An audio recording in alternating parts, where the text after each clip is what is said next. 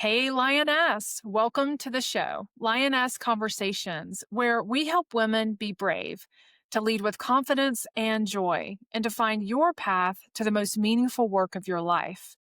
I'm your host, Jen Porter, leadership and empowerment coach for women who are ambitious, heart centered, and ready to change the world. You can find out more about my work and the Lioness community at jenportercoach.com. Today, we have a very special guest, Shawna Barlette. Shawna is a certified end of life doula and death literacy specialist whose life's work is to transform our relationship with death.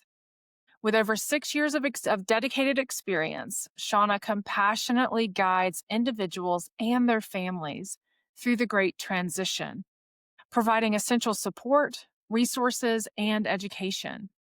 As a true death walker, she is on a mission to normalize conversations about death and dying, helping us face our fears with clarity, love, and understanding. Shawna, welcome to the show. Thank you so much for inviting me. It's such an honor and privilege to be here and to be able to really bring that conversation and elevate that conversation. Absolutely. So I want to give a little backstory. I'm not sure anybody was expecting this to be the topic of today's episode, but it's such an essential one. And it's one that none of us escape.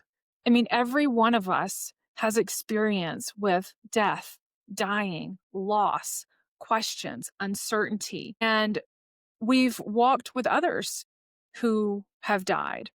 We have questioned what's going to happen when we die and how many days we have in this life. So it's always present, whether we're paying attention to it or not. And today is really about having the courage to really face it and look at it from different perspectives so that it loses some of that power that fear brings with the topic. But Shawna, you and I met recently, We and did. we had the privilege of being in person together in a really sacred space. So I recently made a trip back home to North Carolina to visit my parents. My mom has transitioned into a memory care facility, and I was going to visit her in that place for the first time, which was really, really a big deal for me. And, to see my dad living alone for the first time in his life. At the same time, what I didn't know was gonna be happening was my best friend's mom was in the hospital, and we weren't sure how many days she would have left. And Cheryl, you were going to visit because you were supporting Cheryl and her mom in this phase of life as an end of life doula. And you had gotten connected to Cheryl recently, coincidentally through me, because There you I knew was interested in this topic, not even for her own self, but for a potential an exploration of could she be someone like you? Could she take on those skills and serve families, individuals in this way?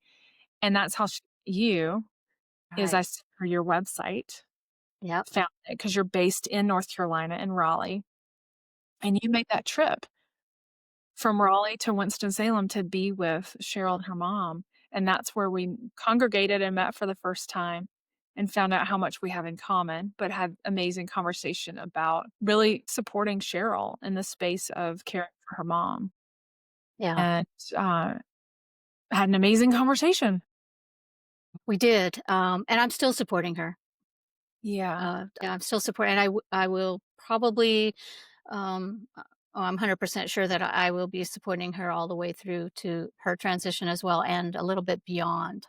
Mhm. Right, because and as you had said, when I first met Cheryl, it was a, "Hey, I'm looking for a mentor," kind of reach out, right? And so I spent quite a bit of time on Zoom just talking through, here's what it takes, here's, just really kind of helping her solidify whether or not that was a path that she wanted to pursue. And as we started getting deeper and deeper in the conversation, she actually had another very close friend, I think, that is experiencing a very serious situation as well. And I helped her quite a bit with that. But as we were going through some of our Zoom calls, she suddenly said to me, "My mother has stage 4 cancer. I'm on immediate timeout.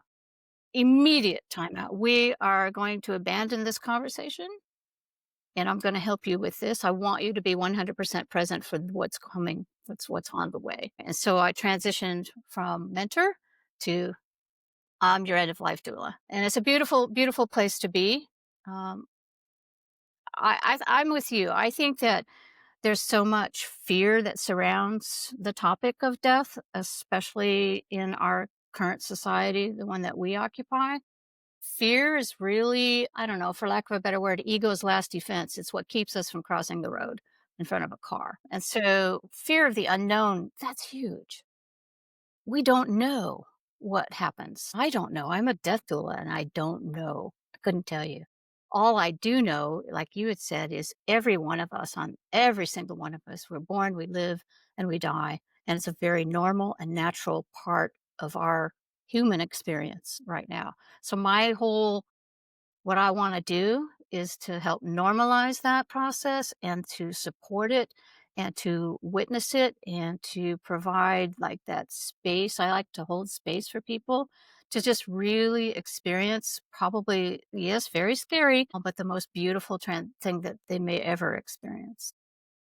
I remember you said that when we first met, that you called it beautiful, and I was like, Like, tell me what's more that? about that because I'm a person who I'm open. It's like, I know how I see the world right now, and that's not it, but I know it's possible.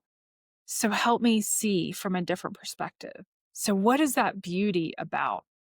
I so we like we a lot of the doulas that I work with and know liken this just liken death to a birth experience. So you've got these two bookends, right?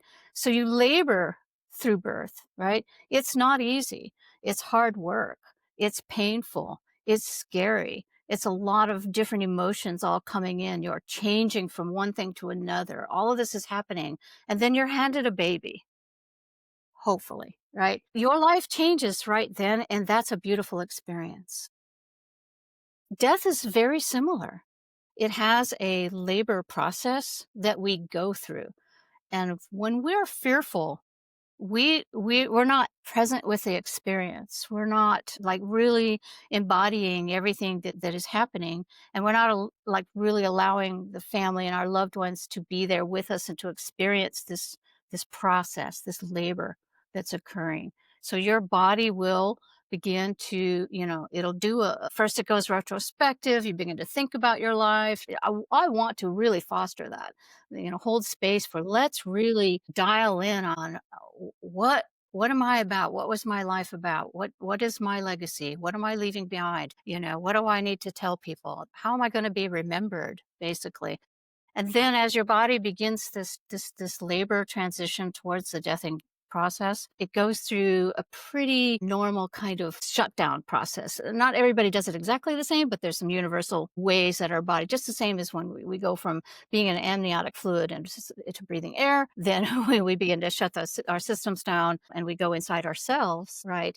And then when we transition, to me, that is just I want to create space for that to be a beautiful moment. And it truly can be if you take that time ahead, like as you're going into it, to really let's just open this up and let's talk about it because fear is what prevents us from talking about it I could definitely see that. If fear were not present, we could experience it completely differently. completely. If you take away fear, and fear is, boy, part of why I think I'm effective as a doula is I grew up in fear of retribution, fear of punishment, fear of rejection, just you name it. And I had all kinds of fear. And it wasn't until I was a younger adult, in my early 20s, that fear came knocking on my door really hard and made me sort of sit down and take a look at how do I approach fear, and how do I prevent fear from like ruling my life, right? Because fear can creep in and just Absolutely. paralyze you. And it robs us, but it can steal things. All Yeah. of the above. I mean, I think I had told you earlier, I had a hospitalization experience after a panic attack in downtown San Francisco, thinking I'm having a heart attack. I'm dying. I wasn't dying, but that led me down this like huge education, seeking out what in the world just happened. What is a panic attack? What is the physiological response? So there's a huge physiological response to fear, right? You epinephrine, adrenaline, all of these things that make you just sort of tense up. And in death, that tenseness prevents you from having a very gentle release. My goal is to get you nice Person and dying. relaxed. Yes. Yeah. And so when you're tense like that, like I'm fearful, I'm afraid, I'm scared, I don't know what's happening, my body hurts, this hurts, that. When you're there, you're not present, right? You're inside yourself, Mm. trying to address all this fear. When you can relax, and I use lots of different complementary techniques to get you to relax, right? Just let's just dial it down. You might have witnessed some of that while we were visiting. Kind of let's just bring it down because I want that person to find that space using my I just compassionately will give you I will hold space for you to find that because it's sort of this like it's this ancestral thing. It's not something that we invented. We did not invent death in this, right? This is all of us forever, right? So I want to try to bring sort of that, some ritual in, some soul side in there, not just for your body, but for the energy essence that's within people, right? Let's get to that. Death is like the most level playing field you'll ever find. Doesn't care who you are, right? It does not. Doesn't matter. So it's not going to be like, oh, I'm going to take all these cool things with me.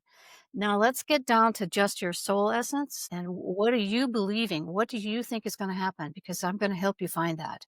Hmm. That's what I do. What I observed is that you were, when we were in the hospital room with Cheryl's mom, who I love dearly because we grew up together, I know you do. Yeah, same I dirt know you road, do. our parents, not same dirt road. And we've known each other, since we were both about 3 years old. And so I've known her, I love her mom. Hmm. Her mom is an extension of her. I mean, it's just, Yeah.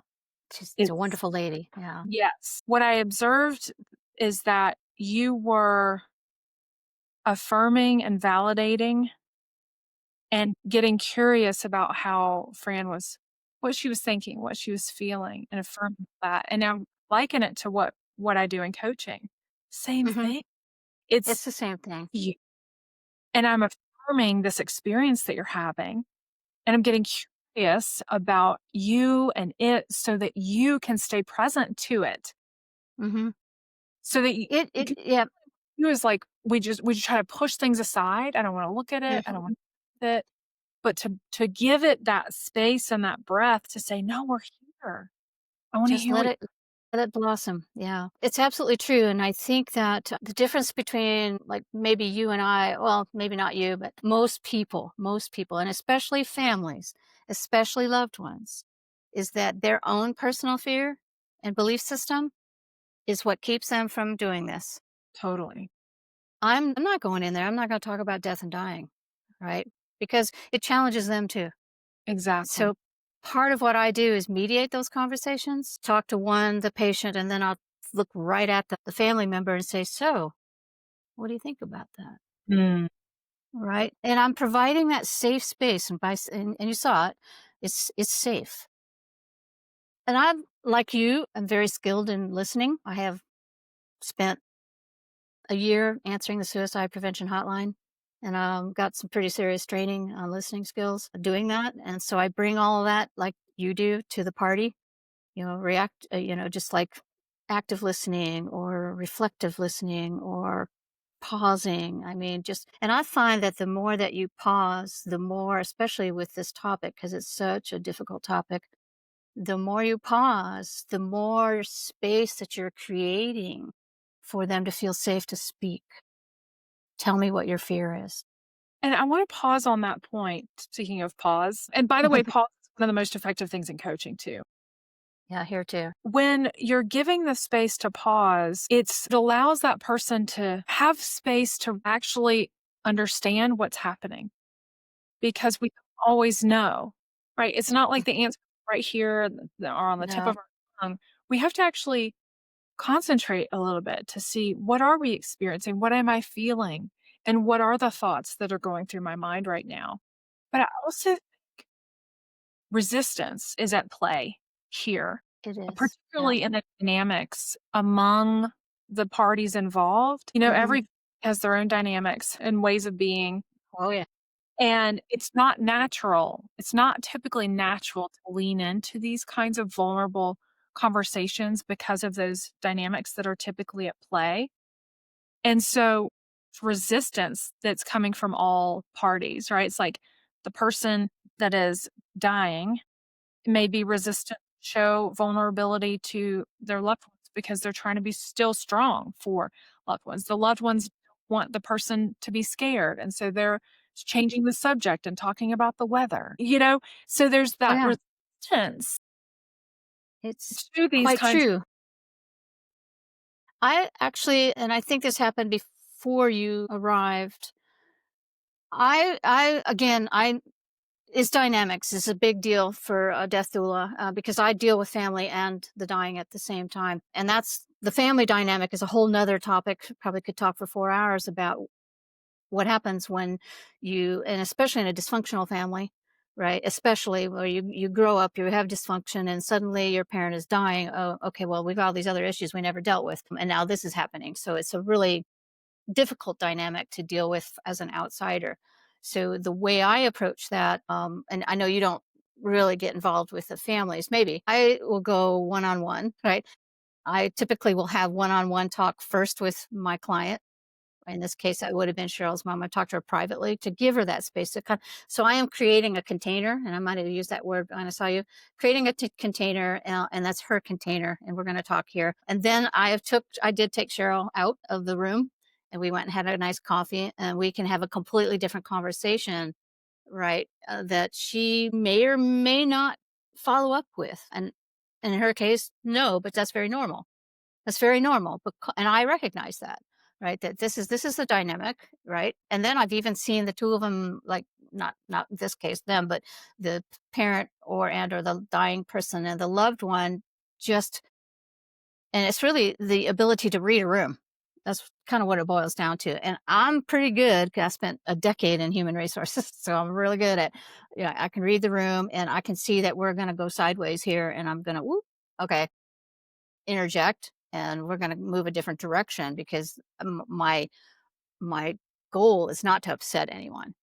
My goal is to just witness and to help by offering, education and clarity, and most of all that space that they need to process what's happening.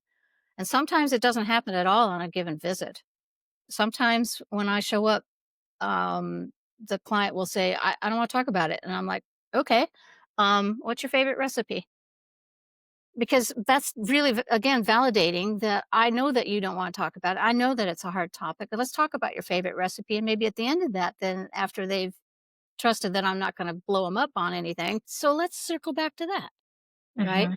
So it's just really, ongoing conversation that I love to have. It's my favorite thing to do is to sort of, like, help people just understand how normal this is and how there's so much opportunity, even just opportunity to resolve some of this dynamic issues between families. That's opportunity, right? Do you find that this might be a strange question given the topic, but do you find that the people involved actually have the same goal or are goals established? For example, what do you really want out of this experience? Yeah.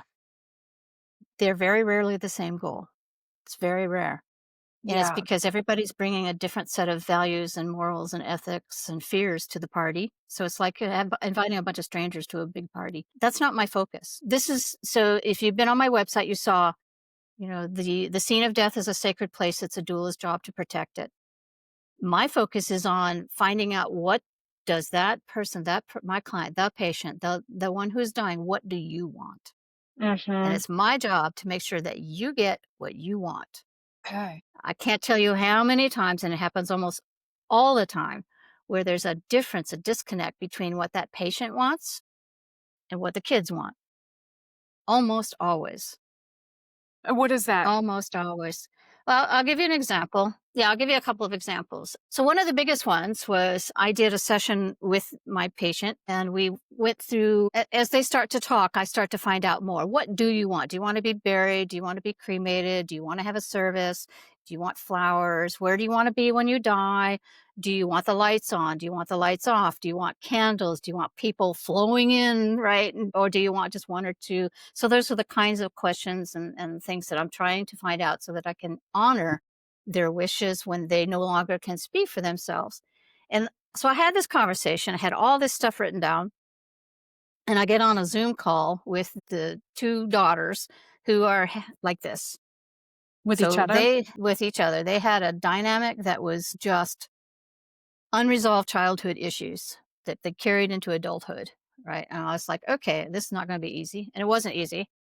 And as I'm talking through all this, one of them was like, yeah, yeah, it sounds great. This is what we're going to do. And the other one is like, I don't believe you. I'm like, really taken back. What do you mean you don't believe me? I don't think she said any of that. She's very religious. She always went to church. She's saying all these things, right? And I'm like looking at my paper going, can I just fax this to you? Because that's not what she said. Yeah. I just think you're putting words in her mouth. I mean, really was challenging me. And I Distrust. said, yeah. And I just really said, you know what? I don't make any of this stuff up. That's not who I am. I'm not here to write down a bunch of things and make it up and then try to sell it to you guys. I'm here to, and I'm like feeling like I'm having to explain, what does a death doula do? Right. To this day, is still doesn't think that that's what she wanted, but it's like that's the sort of thing that can happen. It's really, and for me, it's like I want to be able to, so you can kind of see what I want to do. I want to be able to get to a place where I have that conversation and I know what that person, their deepest desires are, and I try to make that happen. And then I end up with like kids, usually kids, not so much a spouse. I haven't seen it so much with a spouse because they like know this person, right? They really know them. It's a different dynamic with a kid saying, usually an adult, like, no, I'm not going to do that, right? So it's like a big one if somebody says, I want to be cremated, and the kids say, well, I'm going to violate that and I'm going to bury her. Mm. I have a problem with that, right? I have a problem with that. That's not what they said, right? So that's the kind of thing that that's part of bringing clarity into sort of that death experience. So it behooves me, just like you, to get them to trust me enough to be able to reveal this to me in a way that's, what they want. So there's, it's like, what do you wish to have happen? And I even start a conversation like that by saying some crazy things, but make them feel like we can have fun here. Like, hey, do you want to be on the beach? Because I will drive you there, right? And they're like, really? So it's you have to kinda like I try to bring humor in, I try to bring stories, and I try to make it sound so ridiculous that I'm willing to do that for you, right? Yeah. If you tell me you wanna lock the door and no one comes in here but one person, then I'm gonna stand at the door like this, and you're not coming in. And they trust that I'm telling the truth. You're very protective of. I'm very protective of them first. Family second, them first. That's my job. And that's what I think. The word doula, and you might have looked at this, it's actually a Greek word.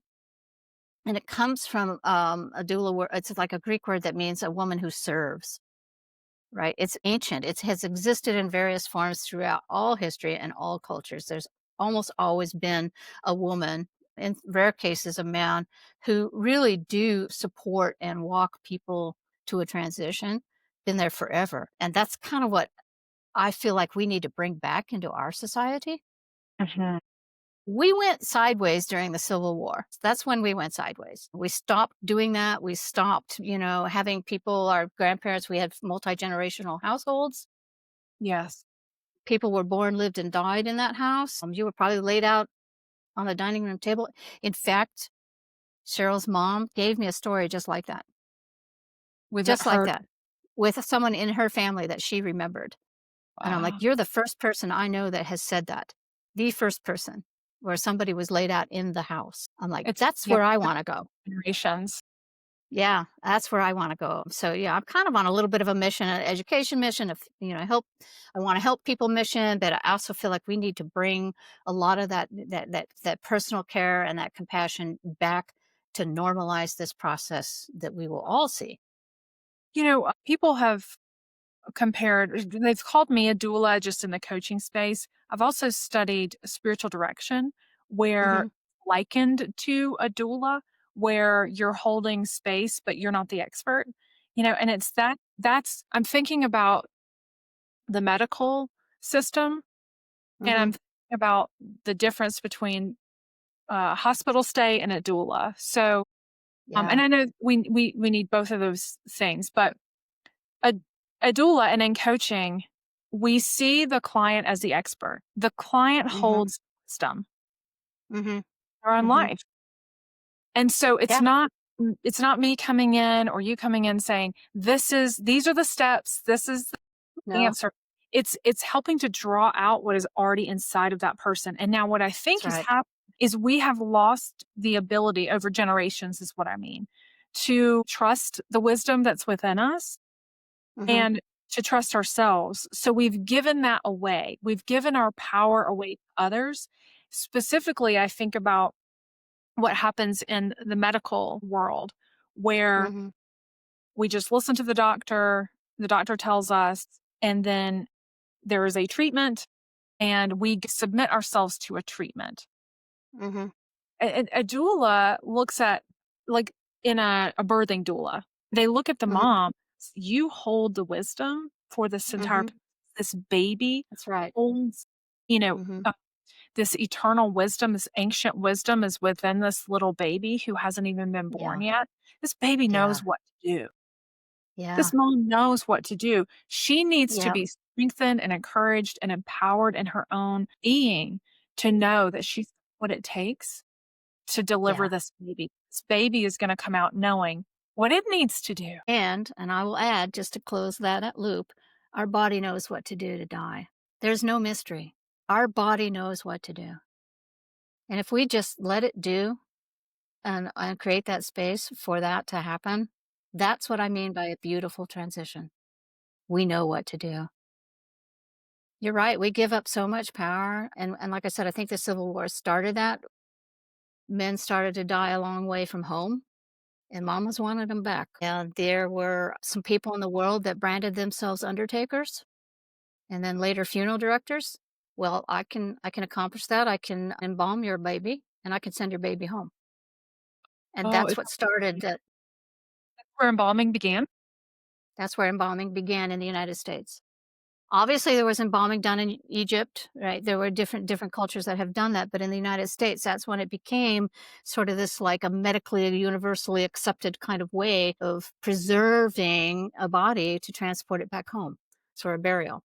You know, my husband and I want a natural burial, Mhm. and it's really his thing that now I'm like, "Yeah, dust to dust." But it's I literally just researched last week where that's possible because it's hard to find. Now there are 3 places You can call me and I'll give you all the details later. yeah, but there are 3 places in Colorado where that's possible, and I'm Mhm. curious what all of that involves, but it's way more natural than being pumped full of fluids. Well, and that's bad for the I mean, it's bad for the environment, it's bad for you, they call it a green burial, just so you know, and I do tell people, and this is part of what I work with people, I know about 10 different ways to dispose of a body, right? Including I know, it's like crazy, I know all these things, but and I lay that out for people, I actually do, because I feel like we are missing choice. So to continue my story is once we got funeral directors sort of like this is what we do, there was a period of time, I think it was around like the Victorian era, where the funeral directors, I won't say bad things but I can think bad things, began to really protect their own business model by telling people, there's a lot of disease in bodies, and you don't want to do that, and it's bad, and let us take care of it. And so they started, I think, that natural that fear progression, like, whoa, what, right, right. And so Being a people here today being afraid of a body, and I'm like, are you kidding me? Because I have a lot of people who've asked me, so what's going to happen when I walk back in the room? And I'm like, so they're going to look like they're sleeping. Right? And nothing's going to happen. And I did counsel Cheryl on this, nothing for at least 4 hours before the first real physical sign of anything happening. It's like nothing's gonna it's not a bad thing. It's a pretty much a okay thing. But I do tell people that, or I see people that once somebody has died, oh my gosh, they're only aware of we're gonna bury them or cremate them. That's all they're aware of. right. Okay, so in cremation, you actually have 2 kinds. There's fire cremation and water cremation called aquamation, which is better for the environment and better for you. Same process, same result, right? It's still everything's the same. So I can give all that information to people as part of, and I'm mostly to the families and as part of what I'm trying to accomplish when I'm, have an engagement with somebody. This is what I want them to know, right? And then they can make that decision. Like you said, they hold the wisdom. It's their wisdom, not mine.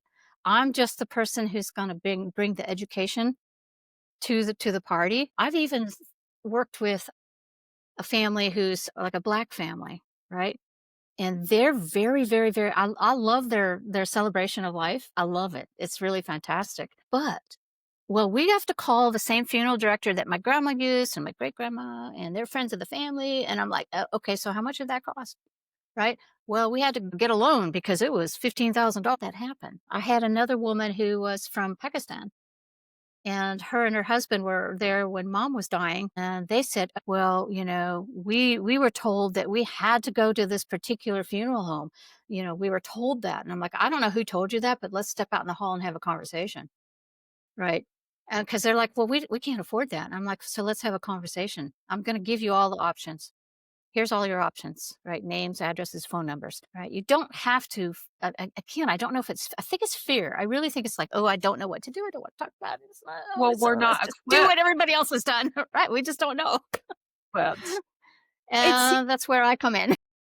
it seems like, Shawna, you help with logistics, like literal Yep. decision Yep. making, but how do you help with you must help with the emotional piece too. Definitely. Yeah, it's I think what's the word I'm looking for? The best word I have is presence and compassion. I mean, and I don't need to say anything. And another big thing that I'm big on, I did want to mention this today, is, and I can do it right now, is touch. Amazing what touch does. It's absolutely amazing. I did find out I worked for hospice for 2 years. And because they have, like the medical world, they have rules, they have regulations. That's Yeah. okay. I mean, we need them for certain things, right? But for death, no. I'm like a normal death. I want to check them out of the hospital and take them home. I was Yeah. so wanting my Cheryl's mom to let's get her out of here. Yeah. Yeah. Let's get her home. But what I did find working with them, and I have gone through an evaluation with somebody, as a doula, I was evaluated, and she was blown away. She's like, "Oh my God, you touch them." Of course I do. Yeah. They can't. Well, and you see, I will. That's the first thing I do. I want to touch you. I want to hold your hand. I want you to feel safe and loved and cared about, right? And then I will even bring children that are standing at the doorway. Come closer, all right? Let's start. Let's start that movement back towards normalization of death and dying. Let's Yeah. start right now. Let's Yes. start with you, right? Because then they will grow up and they won't be the ones that are going to stand at the back of the church going, I can't even look in a casket. No, they're not going to be that. They're gonna be the ones that are gonna be celebrating that person's life. That's what I'm here for. That's my life purpose, to just touch one person at a time. So it's touch, presence, and compassion, and the rest of it is, yeah, I help with all that other stuff because 'cause I've got a big background in that. What do you do when a client, meaning the person who's dying, says to you, "I'm terrified." Well, first of all, just like you, I'm gonna wanna talk about it, right? I had a client I was with her for a year, a stage 4 cancer client. And that whole year, when I say we talked about recipes, we talked about recipes. She had worked as a orderly in a hospital her whole life and felt like she had no worth and no value. My life was nothing. I just emptied bedpans my whole life. So I Oh my spent a goodness. year and when I was done with her, believe me, she was queen of the May. Like, I'm the most incredible person in the world. Of course you are, right? Because you existed, right? I mean, you were here. So I was, able to get her there, but she was still terrified of death. And she had a really heavy religion, really heavy, which came to play at the end. But she went all the way up to the last week, and then she didn't wanna talk about it, don't wanna talk about it. And I don't make them talk about it, I really don't. I'm not, "Okay, you have to tell me why you're afraid." I don't, right? Because it's their experience, not mine, right? Like you said, they're the experts, and if they don't wanna talk about it, it's okay, but I want them to know that I'm here, right? I'm here. And I asked her, "Do you want me to be here when you die?" And I use real words because this is the real world. Yeah. "Do you want me here when you die?" And she said, "Yes." Okay. So the day before she died, it was the day before, after a year of working with her. She knew me well, I knew her well. She's like, "Come closer." So I get right up to her. She goes, "S," and I was like, "You don't need to be afraid. I'm here with you. I promised you I'd be here. We don't need to have a conversation about why are you afraid. I can see that you're afraid." That happened with Cheryl's mom. You might have been there. Her forehead furrowed, and I said something, and I just massaged her forehead. I said, "I can see that there's something going on. Like, I can see that in your face, and let's just relax a little bit." And I just wanted to, again, just bring her to a space where if she wants to talk about it, I'm all ears. If she doesn't, I love you anyway. I'm here for you. So, I don't know if that answered the question. Yeah, I do remember that moment, Yeah, we and had a moment. I'm gonna get permission from Cheryl before we share any of this Yeah, I thought about that. I thought, "Oh, she's gonna hear some things that." before so she can give permission. But I remember the fear she was able to name the fear, her mom, and it wasn't about her, It wasn't about the others that were she was leaving the behind. ones I'm leaving behind, and it was really hyper focused on one of them because I actually questioned her about that at house. So, I'm aware that you're gonna need to ask for permission, but I will also say, because I thought this through too, and this is how I run my practice, we're not using full names here or locations. Well, I think you did, but it's pretty anonymous. Yeah, and I it'll talk be about all my clients. one of my greatest values is honoring people, and Mhm. so I'll have her listen to it so she gets to be empowered to decide Yeah, I what she think it's important. would. Yeah, she's learning too, but I really, and you heard me tell her this at the table, want her to be present for this and not even think about the others. She'll definitely will absorb. She told me that. She says, "I'm absorbing," and I said, "I know you are." You know, one of the things that I walked away from our conversation feeling was way more peace, Mhm, just to know that a resource like you exists in the world, mhm, truly. mhm. Because when we go through anything hard, knowing the resources that are available to us Yeah, is so empowering. And I always thought it's death is something that can be terrifying. Like when I think about losing my people, it can be really terrible. And it's something that we have to go through on our own, and then we have to figure out how to grieve. mm, And so yeah, what and I know I interviewed the grief gal, Rachel Tenpenny McGonigal, and beautiful work that she does. There's a mhm, podcast episode with her that's incredible. But that's after. That's the loss. That's after. And so what you felt then was there's someone that is equipped that can actually walk with me through process when I'm in that place of navigating someone that I love dying. mhm. And that was They so should, yeah. reassuring. It was like, "Oh my gosh." It's powerful. It's very powerful, and I no one should walk alone. And I will walk that path with people, and sometimes I actually, during active dying process, we will go on a imaginary walk. Actually, will take you on a walk with me. Like, let's go for a walk, and we're What gonna is that? walk into the forest. So I'm just talking to them because hearing is the last sense to go. The Hmm. person is usually comatose, but I'm very aware that they hear me very, Can they very, just very feel well. touch, right? Can they usually Sorry. still feel can they usually still feel touch? I believe that they can. These are my beliefs. I don't have empirical proof of that, and I don't think there's empirical proof that people hear.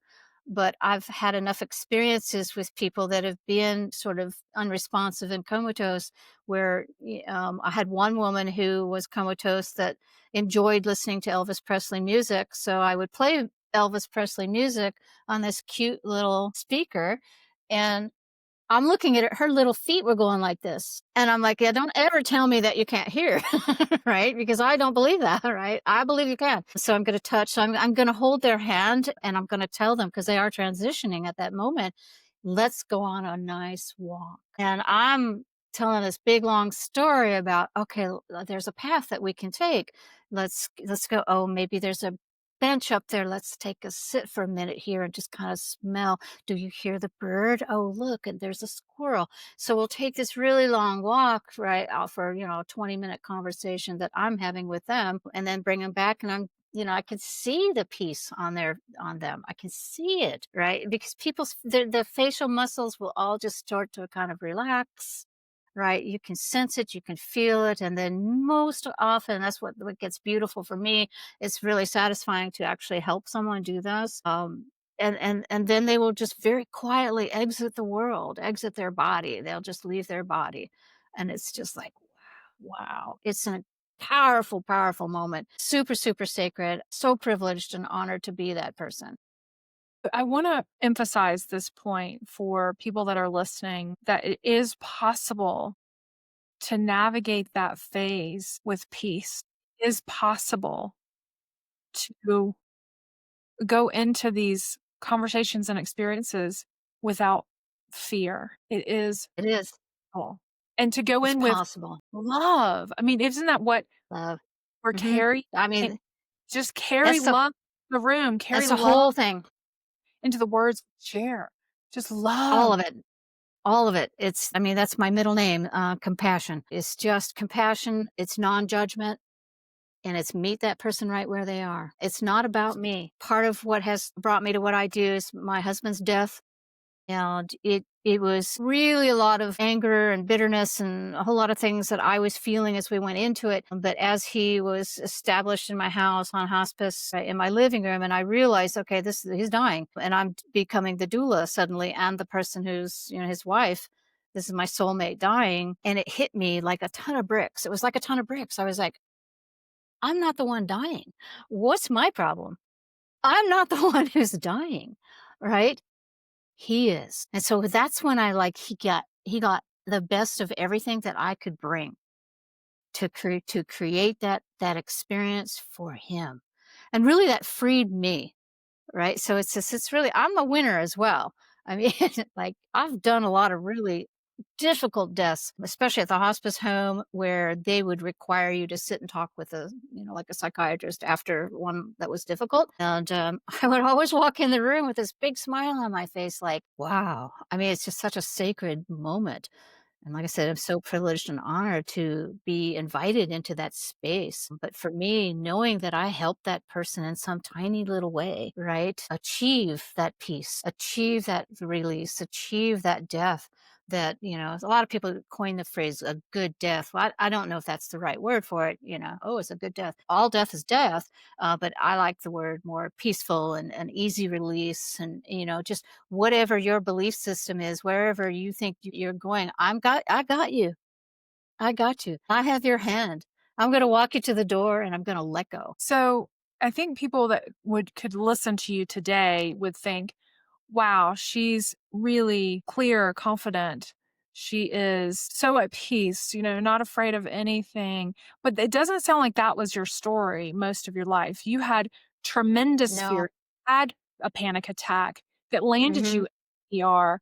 You have experienced, I would consider traumatic death. You get to say whether it was or not, death of intimate loved one, walked with people on the suicide line, the prevention line. So, Hmm. how Hmm. in the world did all of your experiences lead you to this work? I've been thinking about this for a week now because I knew this conversation was going to occur. Feel like my DNA sort of I was already wired to walk this path, but just didn't really either know it or was able to do this death work until his death. It was really that was the sort of the catalyst.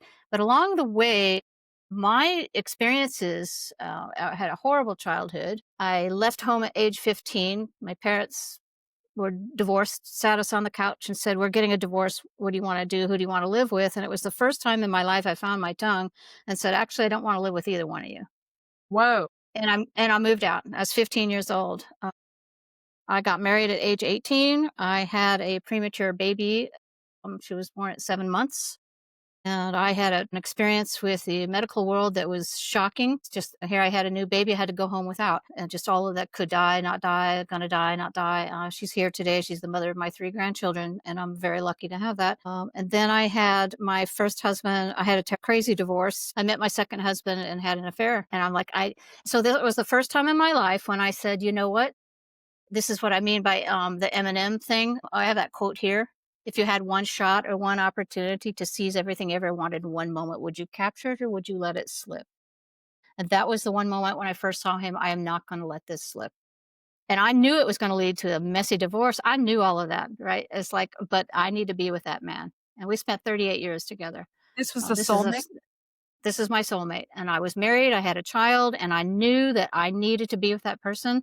And again, it was like, it's addressing that fear, that guttural fear, right? And grabbing that one thing. Am I going to let this slip or not? I would pine for the rest of my days if I had done that. So I did that. Then my first husband died of a heart attack at 28. My first experience with shaky death, right? Death. Then I decided that, well, my sister was very suicidal. She had 8 attempts on her life, and my mom was scared out of her mind. And so my mom kept calling me, you have to do something. And I'm like, what do you think I'm supposed to do? So I'm full of fear, right? And this is while I'm having panic attacks because my husband had kidnapped my child to get back at me. And it was just this messy, messy, messy thing. And so I'm a mess. Like I'm trying to put myself back together. I actually went and took a class at college to understand what is anxiety, right? How does this work? And I really started to understand sort of that physiological response that, fear, what does fear do to you? What does anxiety actually do to you? And when I started to address that whole, I understand the epinephrine and adrenaline dumping in my system. And when you have panic attacks and anxiety, epinephrine and adrenaline are normal drugs in your body. But when you're suffering from panic attacks, they don't dissipate like they do a normal person. They take hours. That's what makes you all kind of.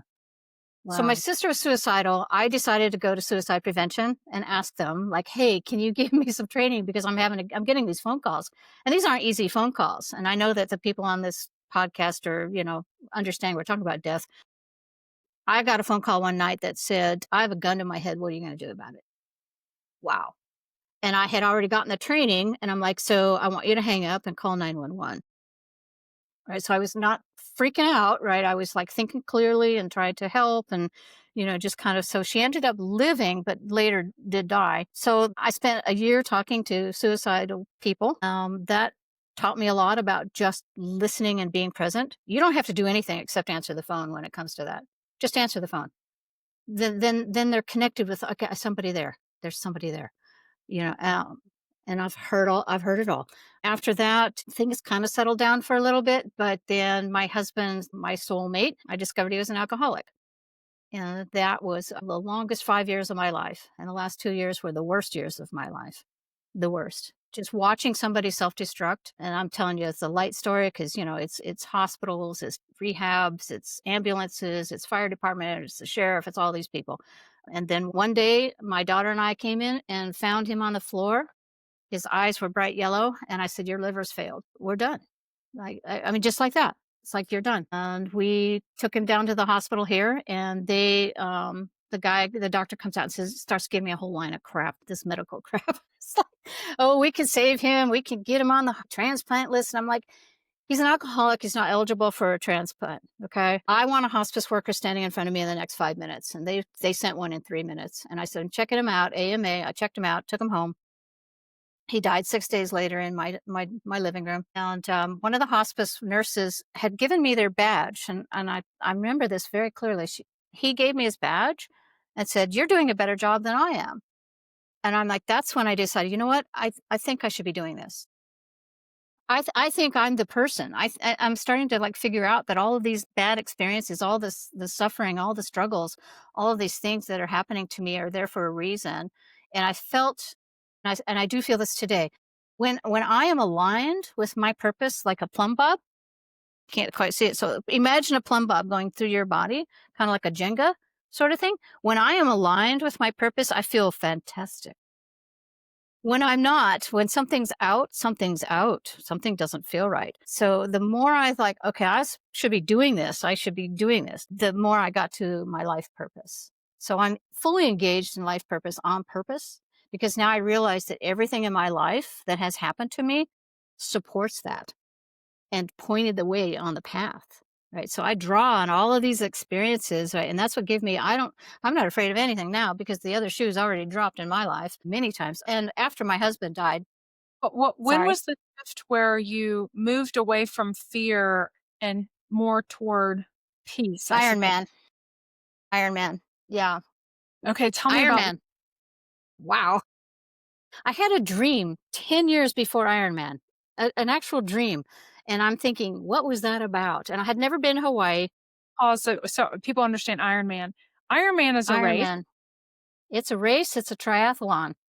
It consists of three pieces, and you don't get any breaks in between them. A lot of people misunderstand this. It's a 2.5 mile open ocean swim. I'm out in the ocean for 2.5 miles. Then you get out of the water, you get on a bicycle, and you ride for 112 miles out in the lava field. And then you get back and you run a marathon, 26. right? 0.2 miles. It's 140.6 miles altogether. Okay. It's just I a just wanted huge. to It's huge. Iron Yeah. Man it. So Yeah. you had a dream. I had a dream that, and I wasn't quite sure what it was about. It's just, it was kind of weird. It's like a lot of people trying to help me do this really big deal. And I was like, I wonder what that is. And then my husband and I went to Hawaii for a vacation. First time I'd ever been there. And it happened to be during the Ironman competition. So I'm standing on the corner watching all of this, and I'm like, that's what the dream is about.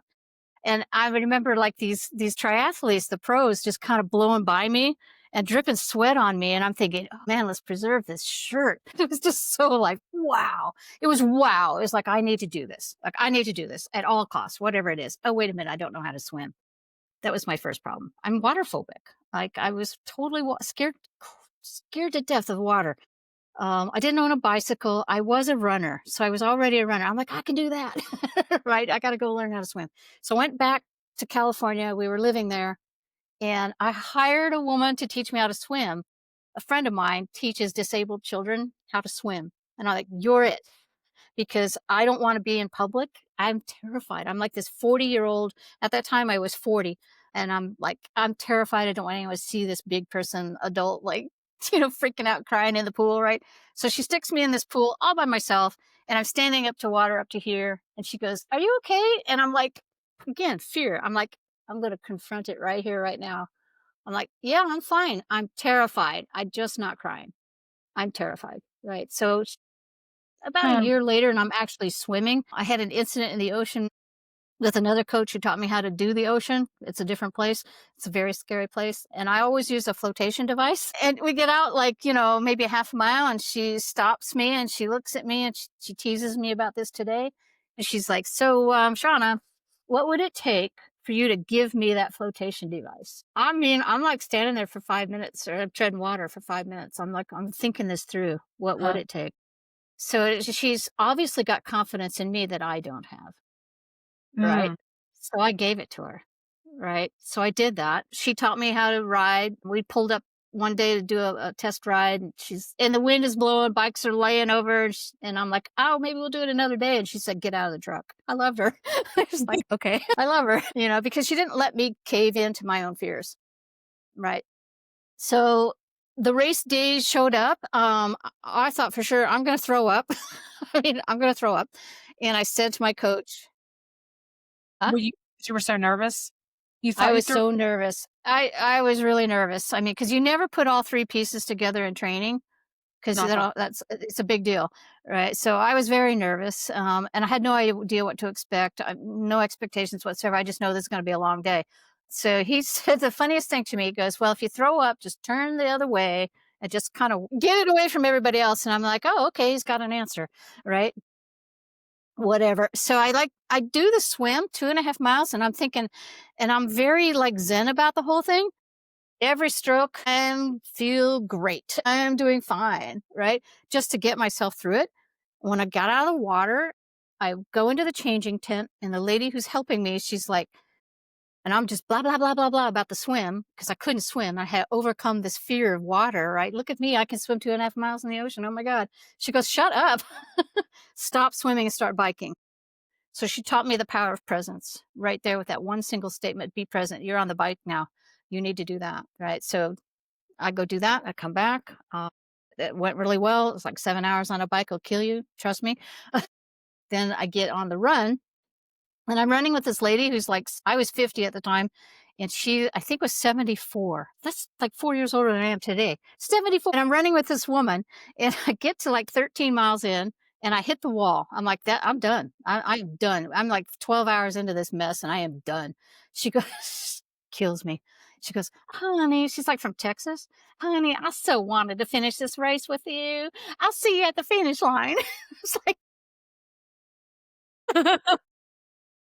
and I'm walking. I'm like, I gotta walk. But I think she really gave me that, you know what, you can do it, right? You can do it. Just walk it off and you'll be all right. So I did. But 14 hours and 56 minutes later, I crossed that finish line.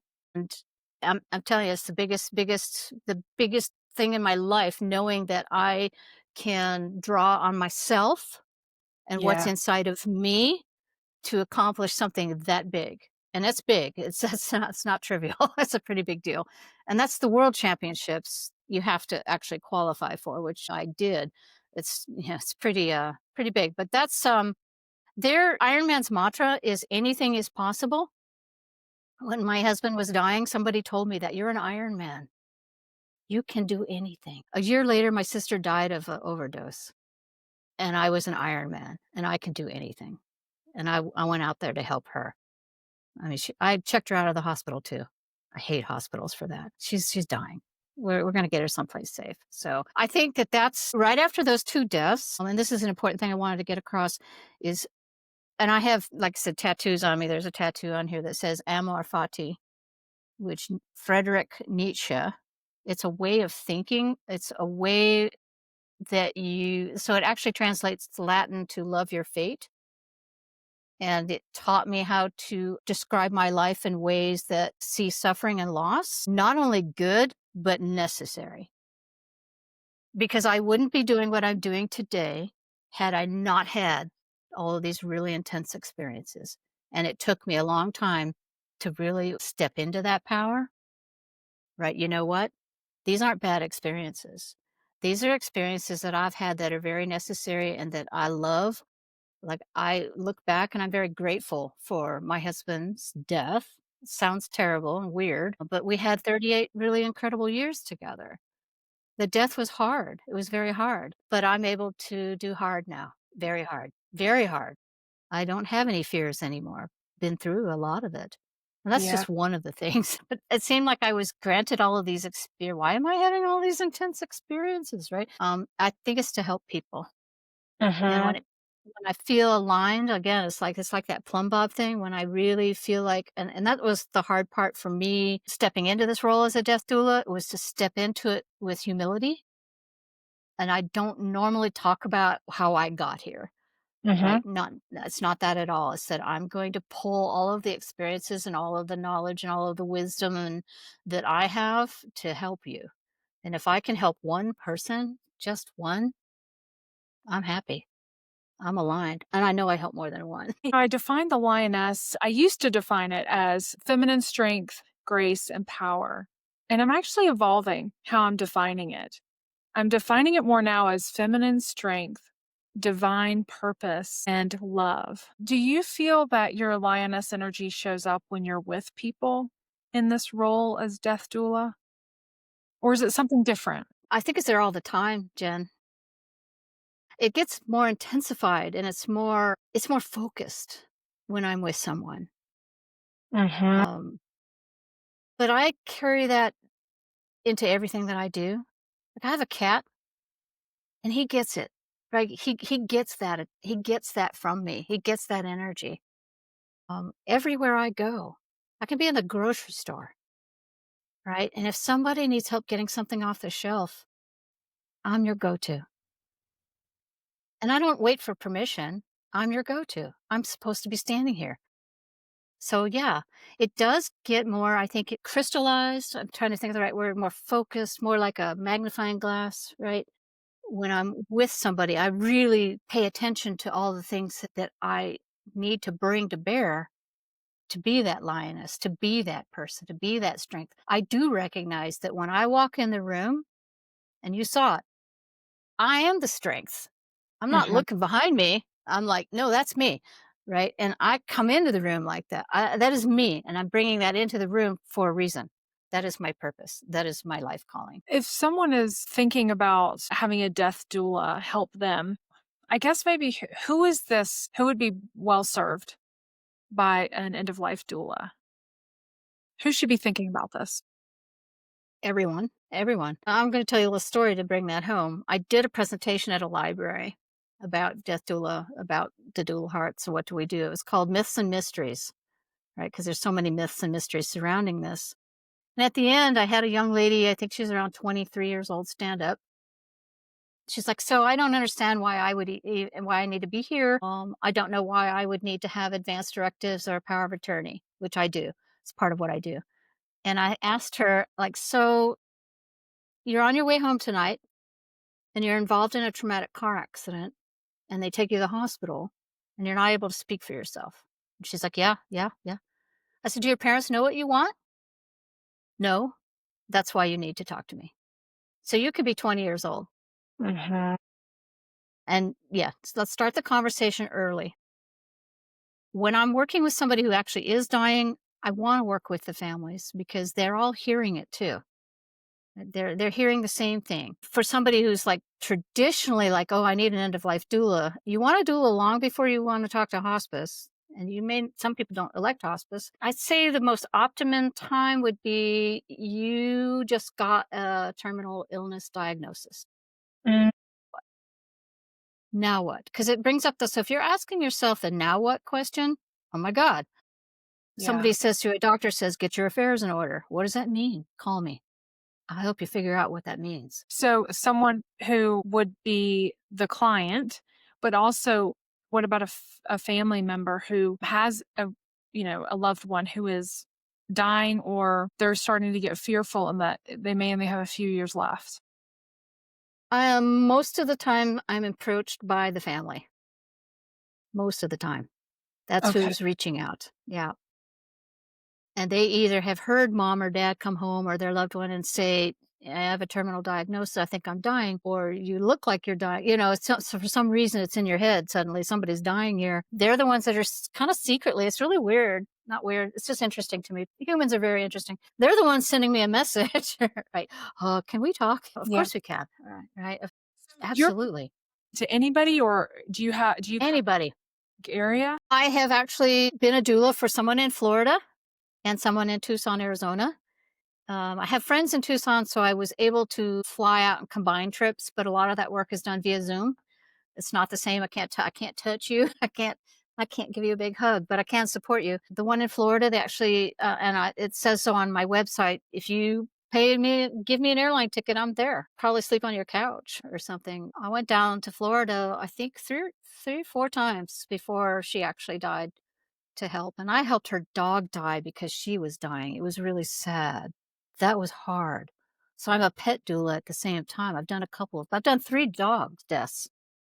2 of them, and this is interesting, 2 dogs died during my client's deathing process, and I was there for both. The first one, the lady was in the hospital. I took the dog to the vet, right? And after talking to her, "Here's what I'm gonna do for you," and took back some pictures and photos and stuff for her and made Yeah. sure that we had a comfortable death. The second one, the one who was so afraid of dying, her dog, we put the dog down in her bedroom. So we had them come, we put the dog down, dying of same exact diagnosis. It was so ironic. Bone cancer again, like the dog is dying of bone cancer. It's just like, can't believe this is happening. But after the dog died, so the dog was on the floor and my patient was in the bed. She's like, "I don't believe it. Like, I don't know what's happened." So the vet and I picked the dog up and put it on the bed. So it's real. Okay. This is real. Here. So, yeah, I've done 3 of those. So, yeah, it doesn't matter if you're an animal, a child, a human, and I talk to children as well as part of this process. We'll help them walk through, what are your fears? Like, what are you feeling? I've got a couple of books that I work through with kids, so it's kind of Okay. everybody. It's everybody. And the Doula Hearts, is that the website? Yes, the doula www.thedoulahearts.com, The Doula Hearts. Okay. and Yeah. it's educational in design. Mhm. It's designed to be educational for all those people that, if you're too afraid to talk to me, just read it. It's got a Uh-huh. lot of more buttons on it. I wanna know more about this, Yeah. right? Is it you and a partner or multiple doulas? It's mostly me. I do have a doula partner. Her life is in turmoil, for lack of a better word, right now. So, she's not a partner, but works with me. Yeah. Yeah. 99% of this is me. And you're trained as a doula and so they're like you across the country, the world, I'm assuming. It's an international thing, and if people actually want more information, there's 2 organizations. One is NEDA, NEDA, which is Okay. the National End of Life Doula Association. And then there's another one called INELDA, INELDA, that's the International End of Life Doula Association. So it's a worldwide group of people, not just women, that this is what we do. Like I said, it's so awesome to watch this sort of rise up again, right? And just really because we've always had it, but now it's beginning to gain popularity and people are hearing about it and oh, what is that? And what do you do? And all of the fun things. So I would yeah. imagine people listening that are curious and want to be more informed and empowered and equipped for whenever a need arises in their life because multiple needs will arise Hmm. over across our lifetimes. They can hear this from the standpoint and reach out to research more from the standpoint of I need help. My loved one needs help. My friend needs help. Someone in their life might need these services and they may want to learn more about that. They also may be thinking, gosh, maybe I'm called to do that kind Mhm, of, mhm, and mhm, maybe even if they don't end up doing it as a mhm. profession, let's say, but just I can imagine that the courses would be equipping just for deal with our own lives. I mean, about half the people I was with, I trained through University of Vermont, the Larner College of Medicine, and I'd say about half of them did this course for personal enrichment. Yeah. So, yeah, just personal enrichment. Some were just like, I just want to know about it. And it's great because it's very introspective. It really does teach you a lot about you, right? How they don't tell you how to be a death doula. I feel like that's kind of innate, right? You're kind of wired for that, but they do teach you about you. And then there were people who were like they were chaplains. A lot of clergy do this so that they can, be more equipped. So it's typically, I think, the people that are the go-to people for when we are scared. Like, who would you talk to? Well, I'm going to go talk to my minister. Well, he Yeah. may be trained. He might be trained. I mentor people. That's how I know Cheryl, right? Yeah.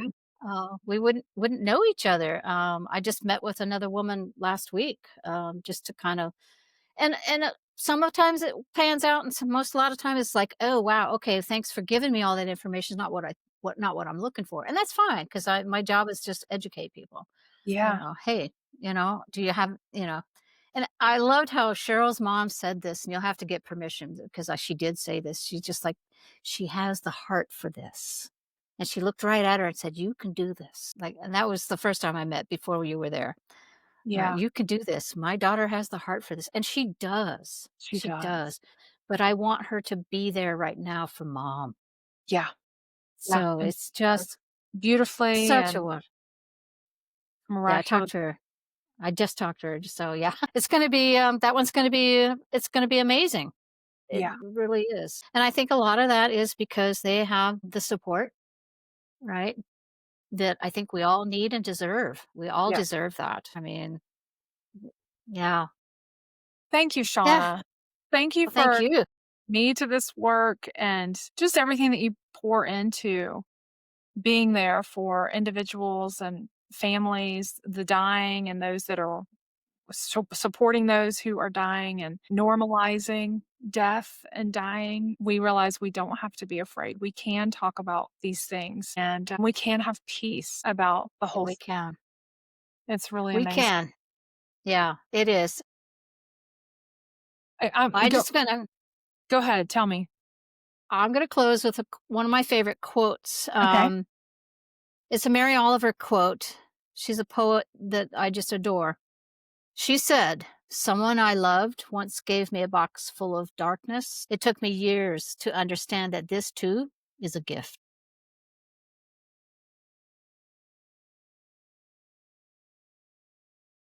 Shauna, what is your hope for where your work takes you? I think for me, I don't have any grandiose plans. It satisfies me. My purpose is to really touch one person. And I said this earlier. I know I'm touching people. I have a wall full of notes from people.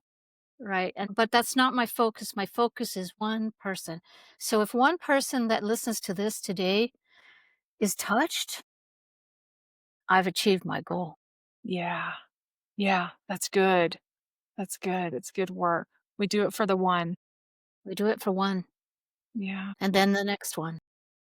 Yep. Yep. Yeah. Yeah. This has Beautiful. been a great conversation.